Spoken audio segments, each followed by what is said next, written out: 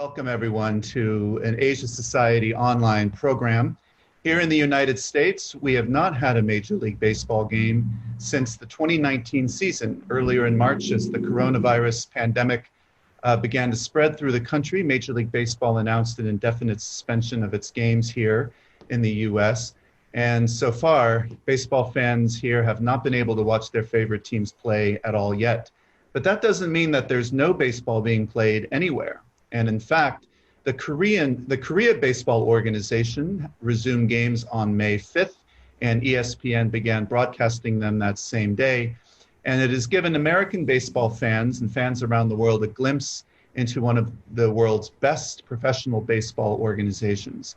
So in today's program, we're going to go deep into Korean baseball and figure out a little bit more about this really exciting variant of the American national pastime. Our first guest today is Jee-ho Yoo. He is a sports writer for the Yonhap News Agency in Seoul, with over 15 years of reporting on major Korean sports such as baseball, soccer, basketball, and volleyball. We also have Han Lee. He is the founder and CEO of GSI, a sports agency, and he has worked with both American players who have made the transition into the Korean leagues, as well as Korean professional players who have gone on to play in Major League Baseball. And our moderator today is Dan Kurtz. He is the founder of mykbo.net, which is an English language resource on Korean baseball that has been in operation since 2003. So with that, I will take it over to Dan Kurtz. Oh, thank you very much. Thank you for having us. Thank you to everybody that's joining right now. As you can see over my shoulders here, the virtual background is of Chamsil Stadium, and that is home to the Doosan Bears and the LG Twins. Now, if you don't recognize those team names or know a lot about the KBO, don't worry. We're hopefully here to help everyone learn a bit more about that and maybe even gain a few new KBO fans in the process. So my first question here is to Jee-ho. So the KBO has been around since 1982. Would you be able to give us kind of a brief overview of the league and the teams? Basically, can you sum up 38 years of history in a few minutes? Sure, well, I'll try. But first of all, thank you for having me today. As you mentioned, the KBO began in 1982 with 6 clubs, and we expanded to 7 teams in 1986, 8 teams by 1991, became a 9-team league by 2013, and currently we've got 10 teams with the addition of the KT Boys in 2015. Back in 1982, professional sports in Korea really began as part of that government's sort of attempt to maybe distract the public a little bit from, I guess a little bit of military regime in politics, and promoting film industry was part of that. Promoting professional sports was also part of that. Professional soccer league was founded 1 year later in 1983. So with baseball, the history of professional baseball is maybe not as long as that in Japan or obviously in MLB, but the game of baseball itself, had been around in Korea for quite some time. This country has a very rich history of its high school baseball, and right before professional baseball came on board, the industrial league, the semi-pro competition was pretty big, and a lot of the stars came over to the KBO when the professional league was founded, and the game itself had been a pretty big deal in the country, and finally by 1982, the country had its first professional league. And, at the moment, in fact, the last several years, baseball has been the #1 professional sport in Korea, compared to, I mentioned soccer, basketball, and volleyball. If you look at the TV ratings, ticket revenue, ticket sales, just, social media presence, if you will, baseball has been the #1 sport in Korea for quite some time. Well, thank you for that brief overview of the league. Now, I'm going to stick with you again, Jee-ho. Since you have covered both Major League Baseball and the KBO, I guess what a lot of fans may be wondering are, what are some of the biggest differences between the leagues that you've observed over the past few years? And then the follow-up to that would be specifically to you, for you as a reporter, what are some of the differences between the two leagues that affect your life as a journalist and a reporter? Well, to answer your first question, I've been asked that question a few times this year, especially because, there's been a lot of interest, international interest in the KBO, without Major League Baseball being played over in the U.S.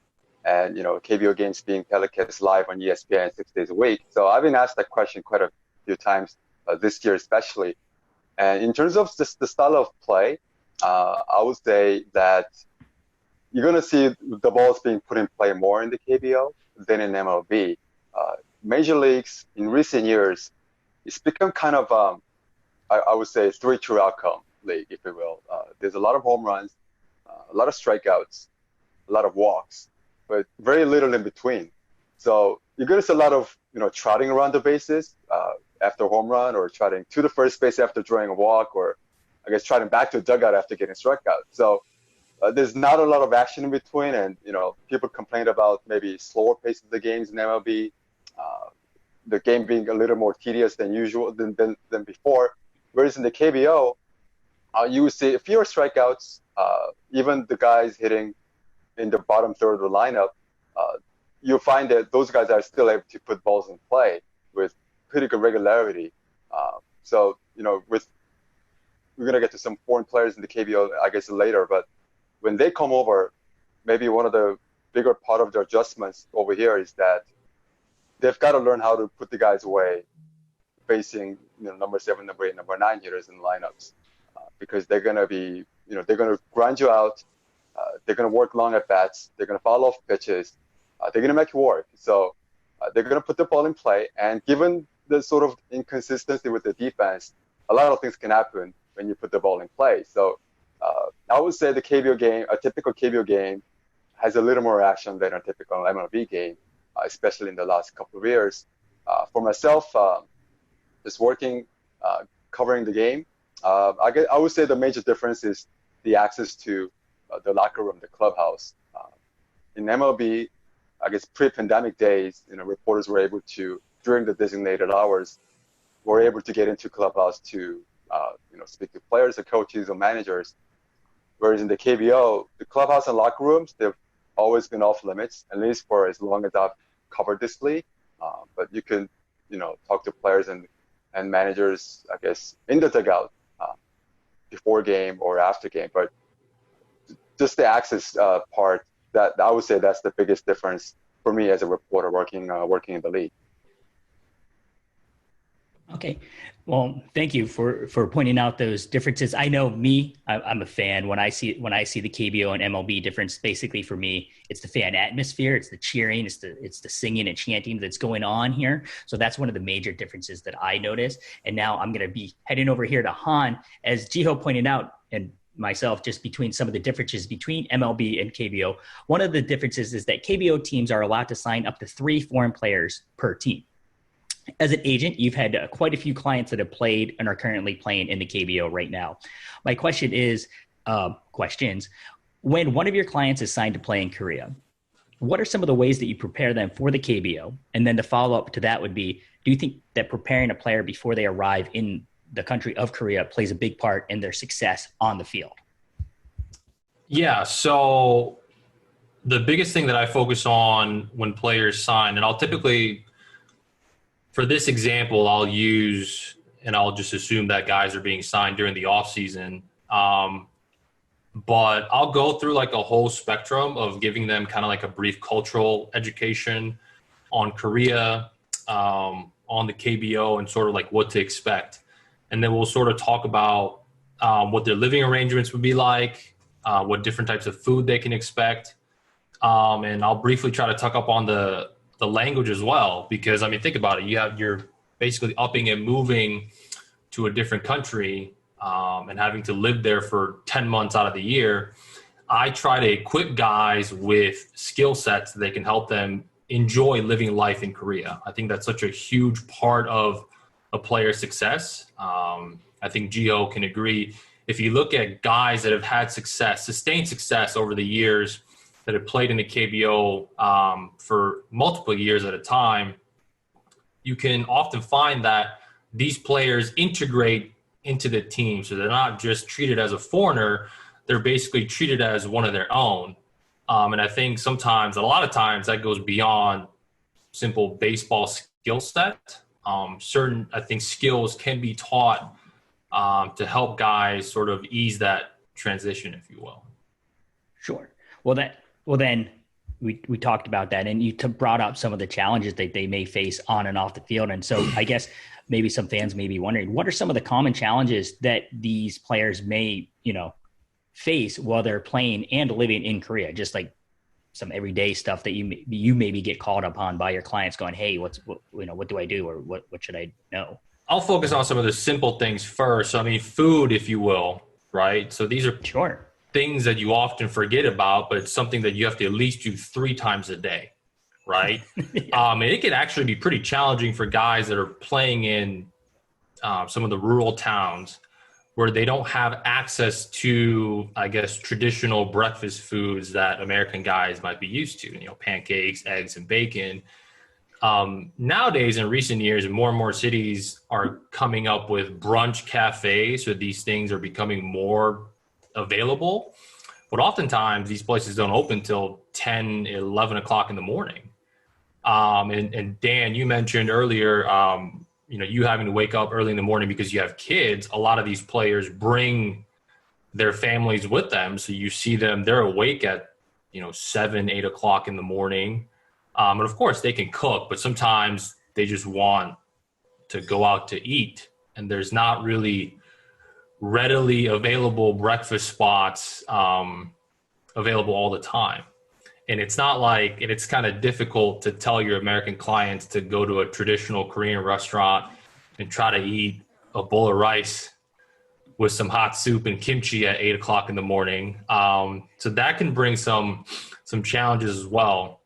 And also, I mean, just touching up on food, continuing on with the food discussion, I mean, some guys do a really good job at adjusting to the different types of foods that are available, but other guys don't. And then that could be a real challenge. I've dealt with players having to lose weight because they don't properly get the necessary nutrition that they need. So that's something that's often talked about, and especially on the road. So with what Korean teams do is after a game, all of the post-game meals are served at the away team hotel. And the menu is oftentimes going to be Korean. And again, these American players, like I said, they like Korean food to a certain extent, but sometimes they can kind of get tired of, I guess, eating, I don't want to say the same thing, but eating Korean food every single day. So that's some of the bigger challenges that I face. And on the field, I mean, I think a lot of guys do assume baseball is the same, right? I mean, they play under the same set of circumstances. But I've noticed this with first-year foreigners. Sometimes I'll use pitchers as an example specifically.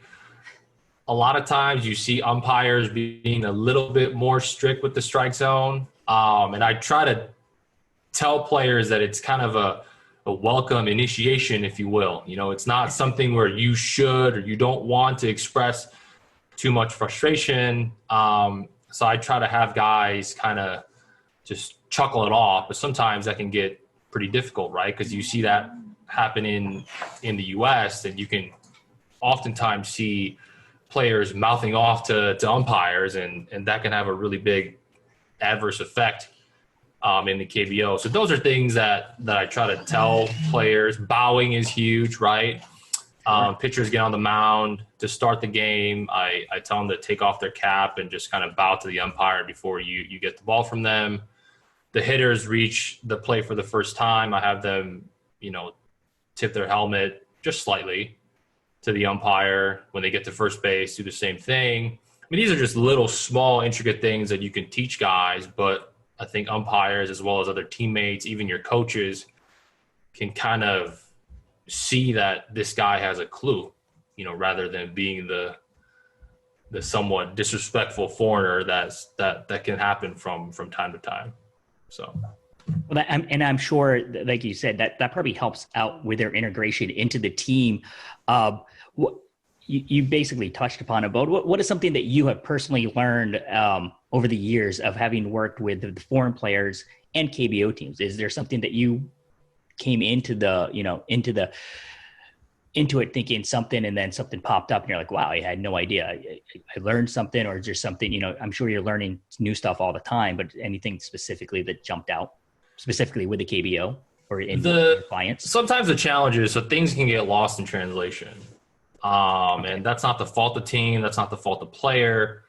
Sometimes when you're discussing certain topics, and this happens day-to-day business as well, right? You're talking about somewhat of a sensitive issue. The intent, I think, in translation is very important. And sometimes when the translation quality is not as good, those things can happen. And I try to step in as quickly as I can to diffuse some of those things at times. And just keeping an open line of communications with my clients as well as the team, just to make sure that nothing gets lost in translation and that everyone's kind of on the same page. And you run into this quite a bit when players are struggling, because at the end of the day, if players are performing well, right? I mean, it doesn't really matter what they do. Team's happy, everyone's happy, the fans are happy. So I just try to make sure to preempt some of the challenges that can arise from some of those translation issues. Sure. Well, that is great, which is going to lead to my next question then to Jee-ho. Since you were part of the media over there in Korea, how are the foreign players viewed by the fans in the media in Korea? Do the foreign players get treated fairly by them? Are they, I know with such a limited amount, there's only 33 players per team. There's 10 teams, so that's 30 foreign players. Do they, I know they have heavy expectations usually, but how are they generally treated in the Korean language media and the Korean fans in the country? Yeah. So, there's a term for the foreign players in Korean. It's called Jung Byung. It's not often used anymore, but it literally translates to mercenary, basically hired guns, right? 30 guys, 20 pitchers, and 10 position players for the teams. I guess it all depends on what you mean by fair. Your definition of fair, right? Because these players, they're expected to be number one and number two starters for the most part, and either bat in the middle of the lineup or play a premium position, right? So they're expected to contribute a great deal to their team's success. And I guess, I do understand they're under a lot of pressure.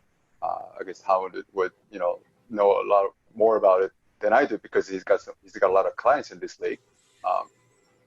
For a lot of these guys, maybe they've never been in this position before. They've never been the man on their respective teams. Maybe not since their high school or college, or maybe some lower levels of minors. A lot of these players come over with some major league experience, but I guess there's a reason why they ended up in the KBO.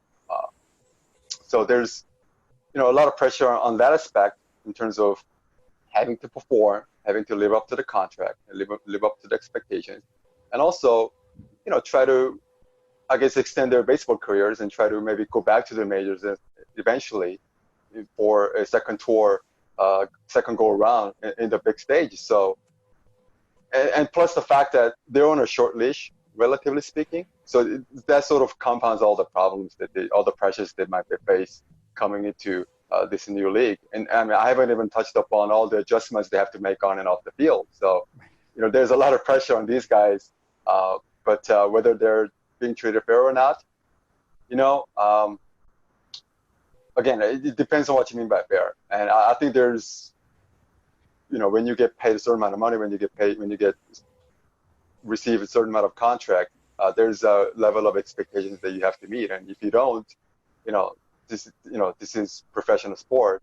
If you don't perform, then you probably don't have a place in this league. So again, I understand the pressure they're facing, but I guess the expectations are a little different for the foreign players that come in compared to maybe some of the Korean players. Sure, and that maybe I'm going to jump over to Han real quick. Maybe you have something to add to that. Do you feel that your clients, I mean, again, this is me as a fan, fair, like Jee-ho said, it's all relative, but do you feel that they get covered pretty well by the media? I actually have a bunch of things that I can mention, but I'm going to try to limit myself as much as possible. I can tell you media plays such a huge role, not just with foreigners, foreign players in the league, with the domestic guys, just how KBO teams run their teams in general, but specifically in regards to foreign players. So one thing that I specifically, I guess you could say, coach my clients on, and I'll tell you, Jee-ho doesn't do this, but there are certain reporters that ask what I like to call trap questions, okay? So at the beginning of the season, let's say a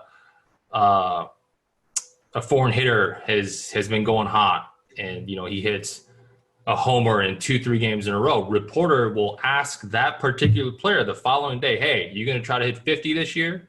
Or what are your personal goals? Right? Are you going to try to, you're on pace to hit 45. Like, are you feeling good? And I always have to remind them to never tell the media your specific individual goals, because what some of these reporters will do is, I mean, look, it's great clickbait, right? Is if you have a first-year foreigner who's been going hot, riding hot, and next thing you know, he says that he's looking to hit 45 homers in a year, that's going to be run everywhere the following day, right? And what ends up happening is fans will see that, and I get it. There's so much excitement involved with new players that come over. Fans almost start to expect that, right? And hitting 45 homers in this league, everyone knows is no easy task. And I think when players end up doing that, they almost set themselves up for failure. So I always encourage my guys when asked those specific questions, and I'm telling you, it happens every single year, to switch the individual focus to more of a team-centric, right? I'm not focused on individual numbers. I'm here to help the team win. It doesn't really matter if I hit 40 or 50, as long as I give my team an opportunity to win as many games as possible. You know, that's what I'm here for. And with pitchers, the biggest questions that they're asked is, how many games are you going to win? How many wins? There's such a heavy influence on the number of wins that they have. And it's quite funny. If you win 10 games, almost everything is forgiven. You can have a 4.5 ERA, but if you at least win 10 games, then the media will kind of say, well, he struggled with this and this, but he at least had double-digit wins, right? And sometimes that can be quite frustrating for pitchers that play on teams that are not very good. So these are things that I have to, on the flip side, I have to help my guys help understand too, right? Why is there such a heavy emphasis on wins only, right? Like, you can have 20 quality starts, but if you go 8 and 10, then they're basically going to undervalue your performance. So helping guys understand some of those expectations, like Jee-ho mentioned, because I get it. Look, at the end of the day, you're a professional athlete. You are a hired gun. I mean, literally.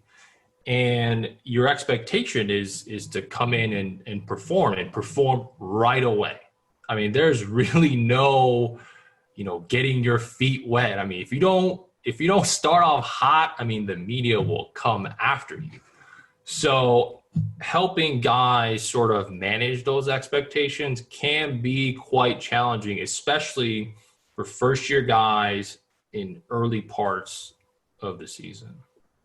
Sure. Another question I'm most often asked, how many times have you been asked about your goal? That's one of my favorite questions. And they'll always laugh at that. What are your goals this year?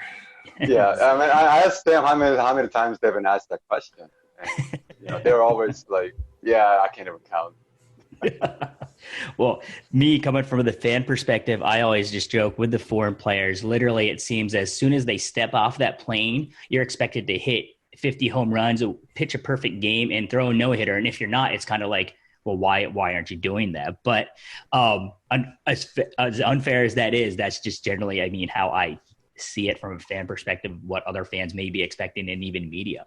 But sticking with Han here, now you not only represent some foreign players in the KBO, you also have Korean KBO clients, Korean players. And so my question is this, and we actually had a question from Paul going, what is the relationship and dynamic like in the clubhouse, on and off the field, between the foreign players and the Korean players? And then Paul's question on that was, how does the role of importance of seniority in Korean culture play in the KBO? And then how do these American players or foreign players adjust to that? So the Korean players do a great job of welcoming the foreigners, especially during their first year, right? Because at the end of the day, these Korean players know the American guys are going to play a huge part in the team's success. So early on in the season, you'll see it's quite common for all of them to kind of go out to dinner, all of them to kind of bond as a teammate, right? Because with the language barrier, it can be somewhat challenging because every conversation you want to have, you have to use a translator, which can become quite cumbersome. But you do see there are Korean players that are sort of more willing to kind of bridge that adjustment for them. But what I like to encourage my guys is to take on that role of approaching those players first, right? Because sometimes, I mean, it can feel quite lonely too if you're in the clubhouse. And this actually oftentimes happens with hitters, because most teams, almost every KBO team, will hire 2 pitchers and 1 hitter, right? And during practice or even in the in-game situations, pitchers and hitters are kind of in a separate situation. They'll have their own translator. So oftentimes hitters are kind of left on their own.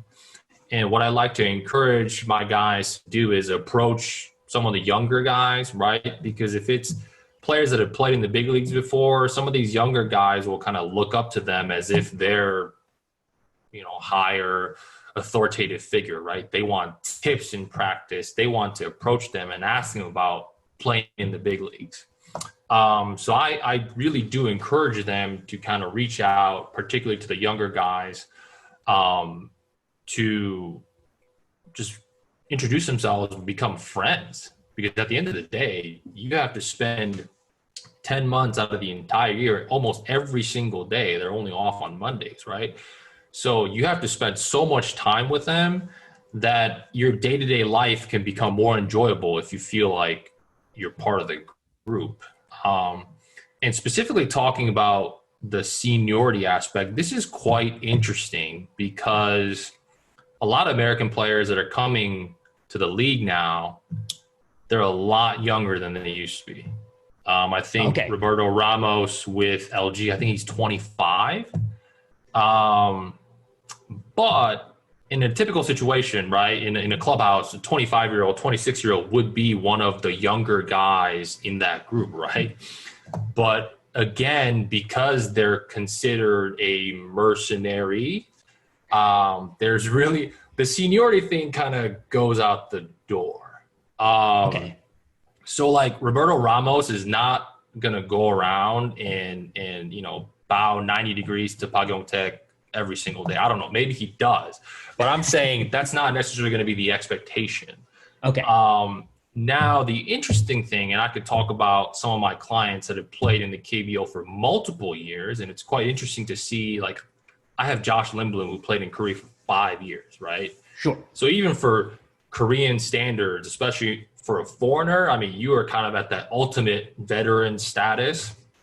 So you're now going to see more and more players bowing to him every single day. And guys like Josh, they've figured out the league on and off the field. So Josh will, of course, bow to guys that are older on his team, to his coaches and the manager. But generally speaking, the typical Korean cultural norm of seniority kind of goes out the window. There's really no expectation on the players' parts to kind of ultimately bow down to some of the older guys, because at the end of the day, they are expected to be their best players on the team. Sure. So I would say the respect is almost kind of reversed automatically as long as they perform, which is the most important part of all. And I was just going to say, that goes back to, it sounds like everybody needs to have success. Go ahead, Jee-ho. You were going to. Yeah, I was going to say all the foreign players, they're your clients right now. Yeah. Pretty much, right? Yeah. Because, and it's kind of funny, and I'll tell them, happens every year. So happened to Casey Kelly last year. And I'll tell guys, hey, at every start, you bow to the umpire. I'm going to tell you right now, it's going to end up on the news tomorrow. And of course, following day or that night on Naver, right? Casey Kelly respects the umpire. And it just kind of, look, at the end of the day, if guys don't perform, none of that stuff matters. But I always find that if players can do that and perform, then some of the love, if you will, that you can receive from fans can be heightened, because fans can start to relate to them more, because that's what they want to do. Sure. And well, even going back to Casey Kelly, I know like even he hit, I know even on my Twitter account there, he hit somebody, he took off his hat and bowed. It got a lot of views, just not on my Twitter, but on Naver, on the portal sites. It was one of the most viewed clips of the day, simply because whether it was the age difference or not, he simply just took off his hat. He was just being polite. And then what I found interesting was from the Western fans, the American fans that were watching there, going, man, maybe we need to bring this to major leagues. It's just that sportsmanship, just that respect there. So, it's just like, yeah, you're competitors, but at the same time, you're still human. So I thought that was pretty cool. Absolutely. And sometimes that can be hard, right? And I get it, because you don't really see that in the MLB, and it's not like pitchers will go up there and try to hit guys on purpose. Sure. And some of my guys have a hard time understanding, why do I have to apologize in a game? And I totally understand that too. But I think the fun part of my job is helping those guys understand those cultural moments, right? And it really helps elevate their image. And they're not doing it for the image, but I just tell them to do it to sort of integrate more into the teams, because you'll see Korean guys doing it with against other Koreans. It's really interesting to see, though, is if the pitcher is older and the hitter is younger and they know the dynamic, then you don't see it as often, right? But if the pitcher is younger and the hitter is older amongst the Koreans, oh my gosh, the tension, right? I mean, you kind of see the fear in the pitcher's eyes, like, oh my gosh, what did I just do? And I specifically remember, I don't want to get too sidetracked here, but this was so funny. There was an incident a couple years ago. The hitter was Hanwha's Kim Tae-gyun, and he was plucked by a pitcher, and Kim Tae-gyun thought he was older than the pitcher, right? So as he was walking to first base, he was staring down the pitcher. Well, it turned out the pitcher was actually older.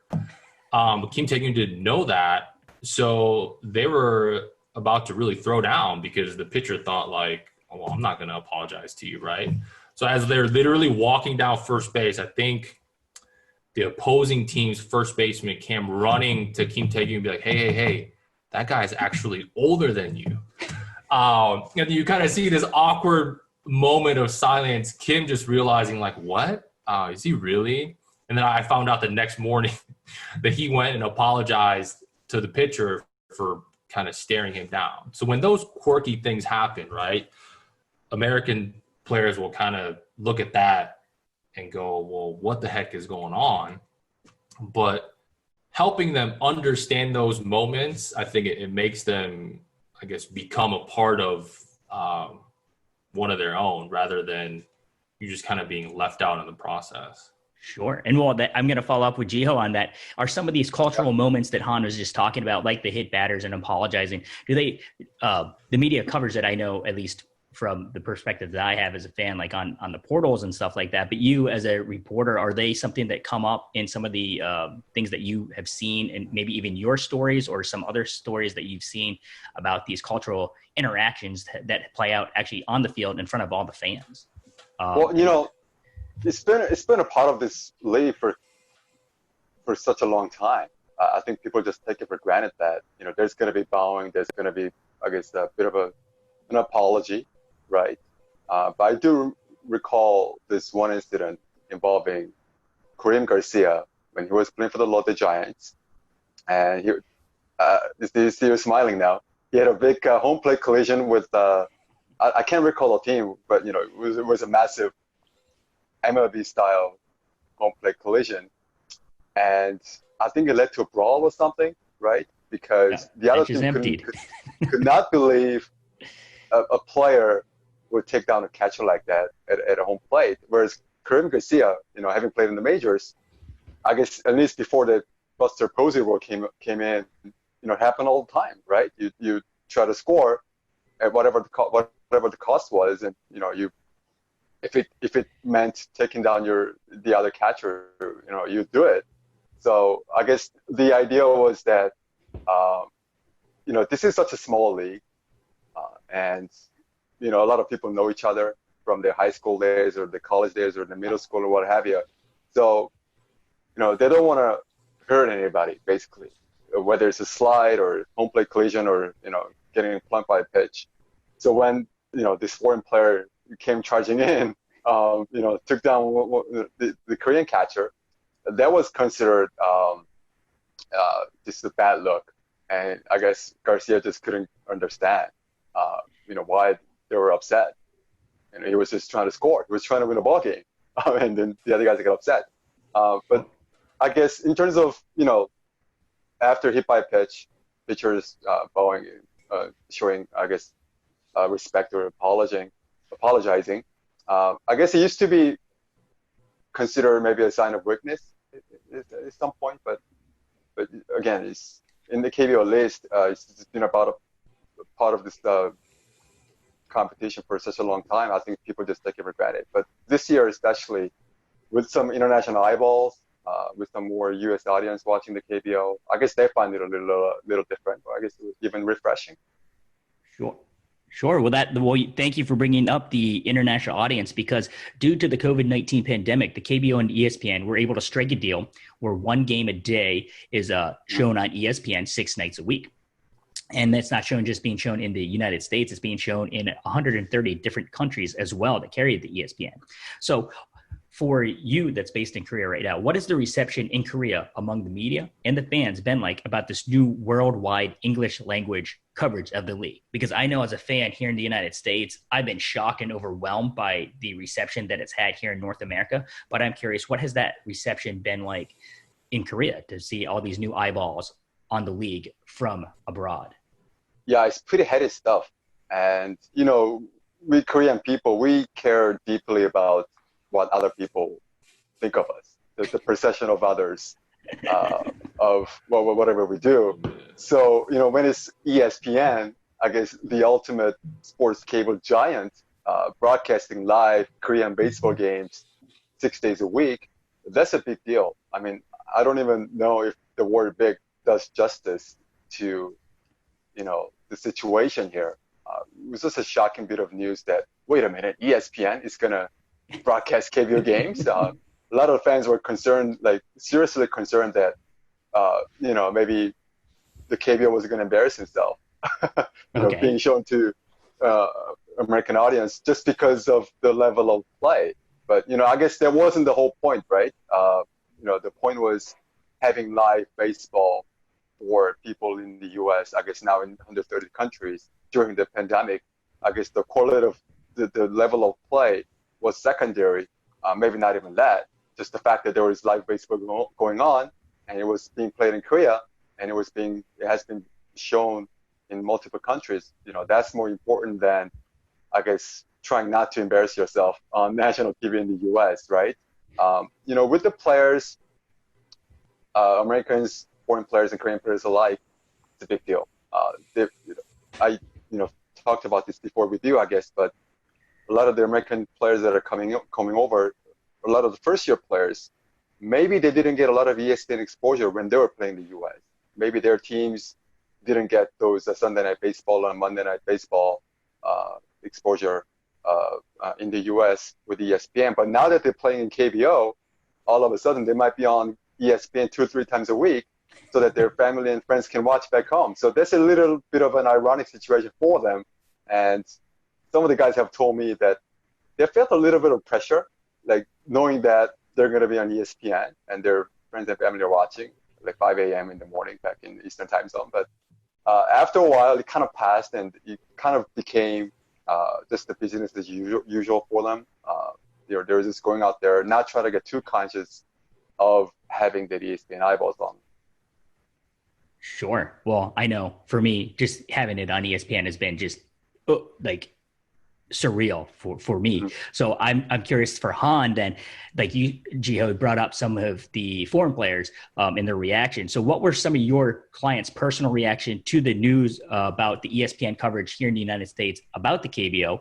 And then do you think this KBO coverage in North America is going to lead to more interest in the league by, say, current major league players or minor league players? And are they going to be open to that possibility of then making that jump to the KBO in the future? Oh, yeah, absolutely. And I'll first talk about, I guess, talking to my guys currently. I think there was a lot of excitement right to start. Jee-ho touched up on it perfectly. A lot of the guys that tend to go over to Korea, their career in the U.S. was somewhat between AAA and Major League Baseball. And some of them may have had exposure to ESPN broadcast, but now you're kind of at the center of the attention.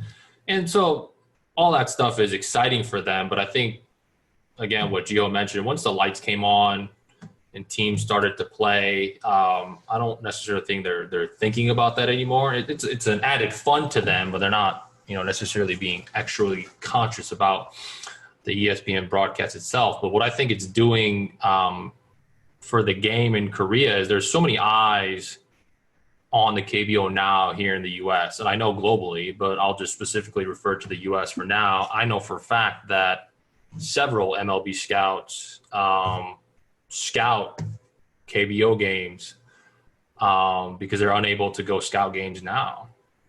And I think they're finding that the level of play, sure. I mean, I think the fear of embarrassment was initially there, but I think scouts are finding that the level of play is quite legitimate. The NC's lefty pitcher, Koo Chang-mo, has kind of taken everybody by storm. So they're all trying to figure out, well, how come we didn't know about this guy before?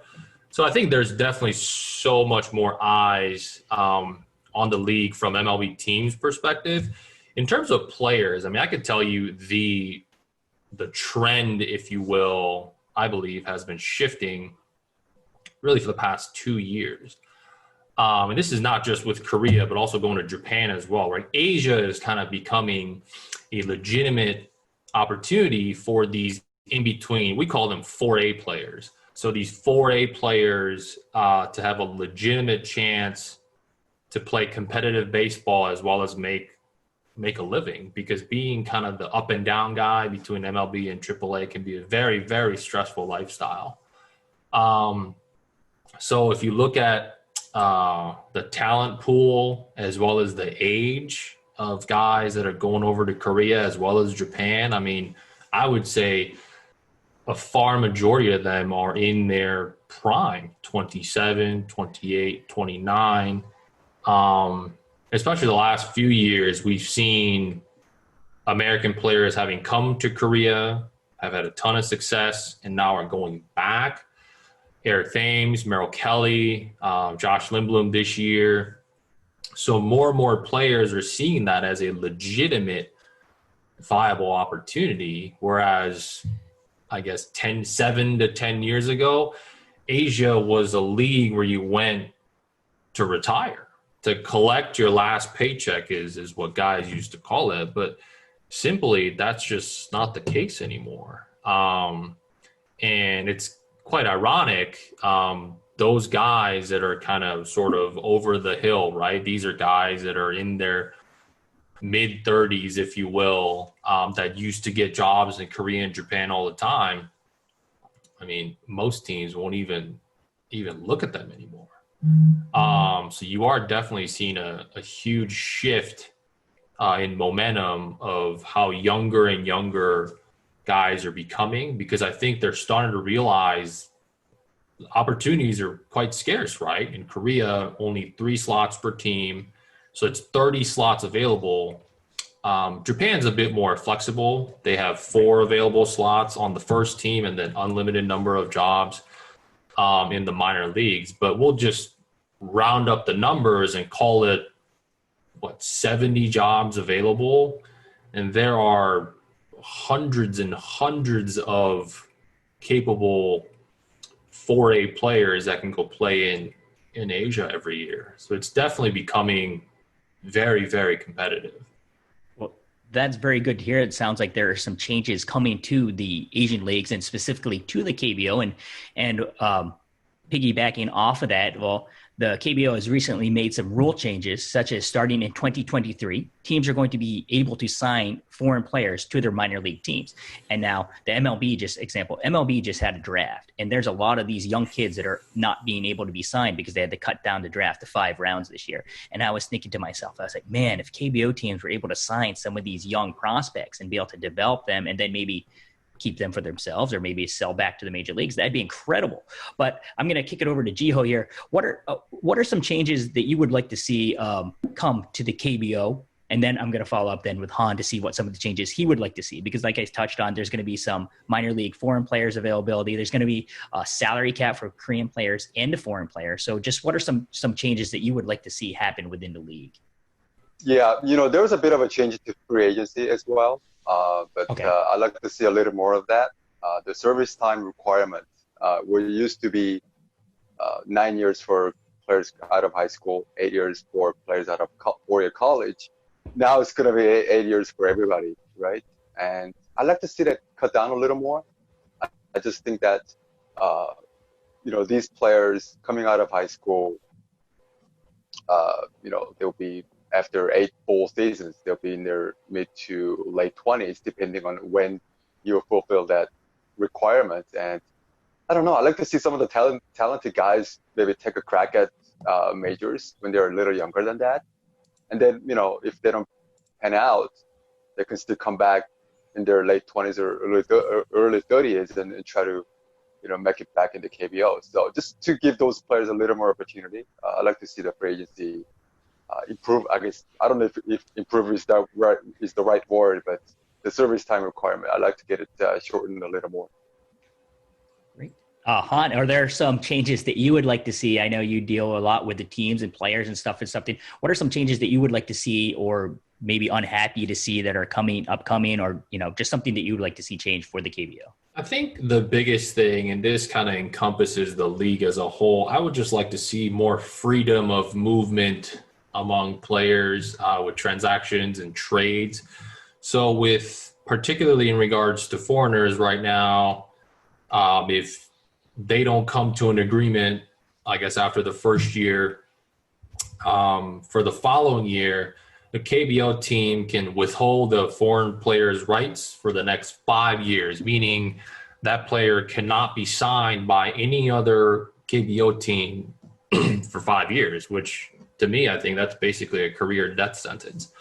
And the reason being is teams are doing that because they believe this player is not quite good enough for them to re-sign, but at the same time, they fear that they might go on with another club and do damage. And that comes with the fear that that's going to cause them embarrassment, really, by the fans. I think if teams truly believe in their scouting, in their ability to replace it, I think replacing a guy, perfectly fine. But if they truly believe in their staff, then I think teams should just allow freedom of movement amongst foreigners in the league. Because the way I look at it, look, if a guy's been there already, but he's not, able to re-sign for the following season, it actually benefits the quality of the league if that guy can go on and play with a different club. Because a lot of times like we talked about in the earlier part of the hour, is the initial adjustment can be really, really challenging. So you're basically having a guy that's kind of adjusted to the league, adjusted to the culture. He may not have been a superstar like one expected, but if he can go on and contribute to another club, I think that's great. And we're starting to see that a little bit now. It's not as prevalent as you might see in Japan. And the one, I guess, rule that I wish KBO teams would implement is in Japan with foreign players, there's a 30-day exclusive negotiating period at the end of the season. So I think that period runs anywhere between, I think, November 1st to November 31st. You have the exclusive window to sign that player. And if you don't, then he goes out in the open market.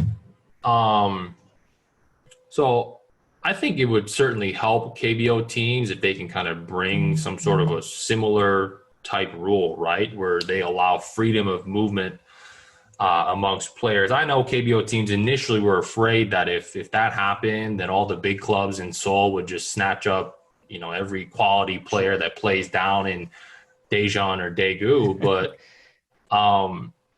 honestly, it would be quite a risk for a foreign player to just up and leave that team too, because if they brought family over, they've adjusted to a new city, a new lifestyle.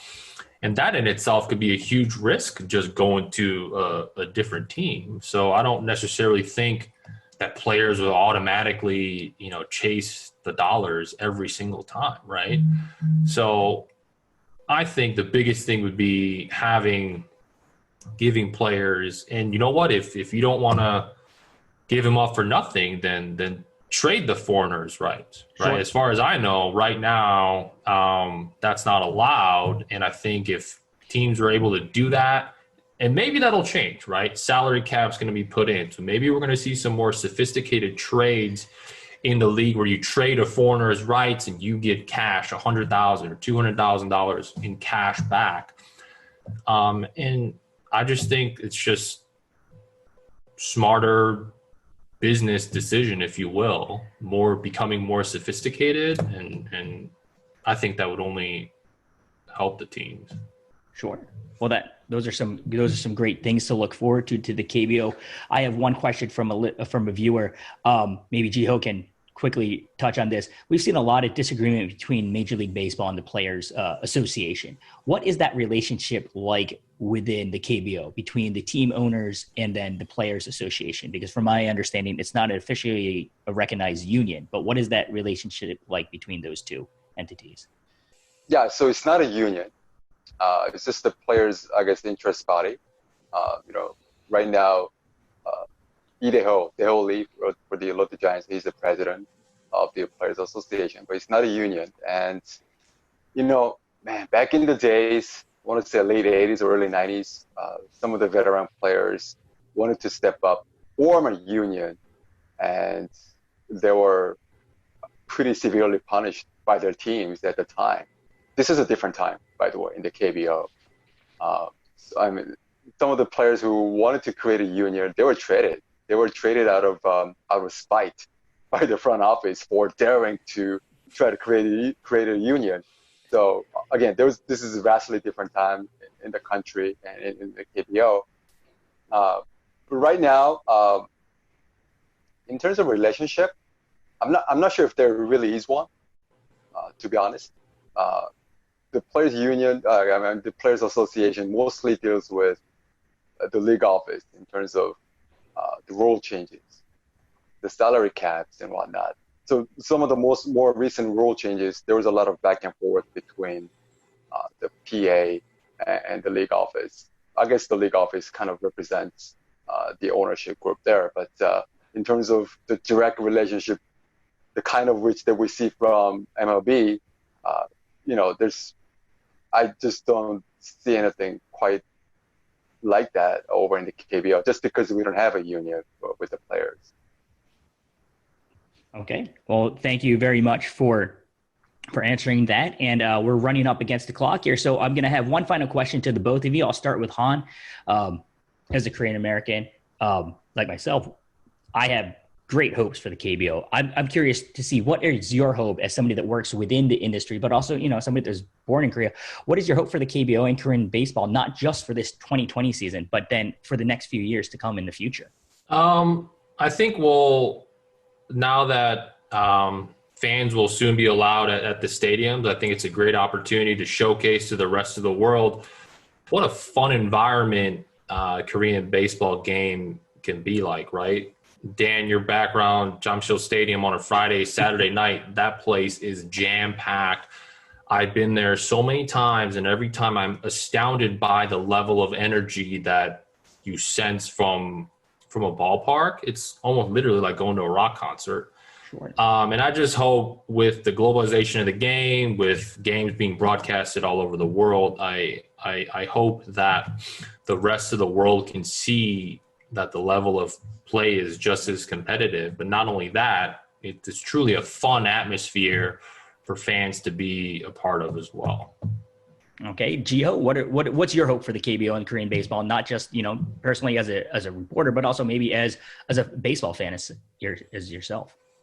Yeah, I guess this is sort of the 50 minutes of fame for the KBO, and I don't know how far we're into those 15 minutes, but I just hope that the league does a little better job of sort of getting its brand out there internationally. I guess you and I might agree that this league has been notoriously slow to react to some of these opportunities that have come in the past.